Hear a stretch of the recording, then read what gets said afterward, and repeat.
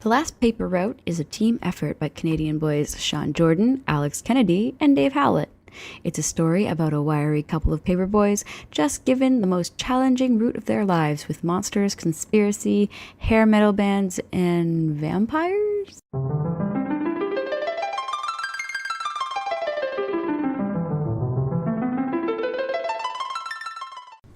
Hello, fellow comic book junkies, it's the Frog Queen here, and I just finished reading the first 3 issues of The Last Paper Route. So let me share my thoughts. The story centers around our 2 comic book loving paper boys, Mikey and Arv. Mikey and Arv have been contacted by the mysterious district manager of the paper Mr. Beagles.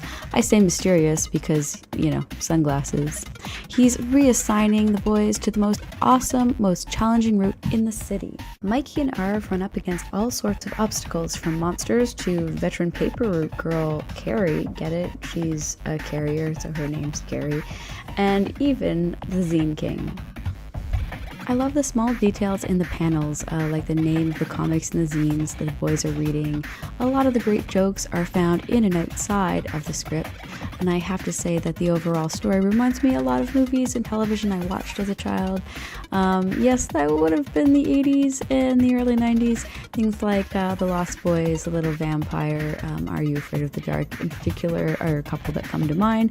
But overall, this story has an appeal to people of my age because of the references to things from that era that might be lost on you if you were a bit younger.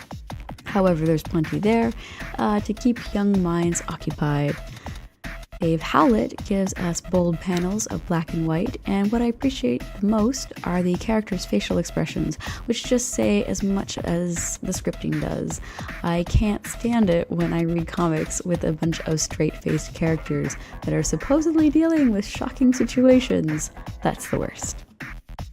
The Last Paper Route is a fun new series that's constantly throwing you a devilish little joke and an action-full panel. You can order your copies by contacting Decent Comics at decentcomics@gmail.com, and don't forget to follow them on Twitter at Decent Comics. Well, I think that's it from me for this review, and until next time, please read something good.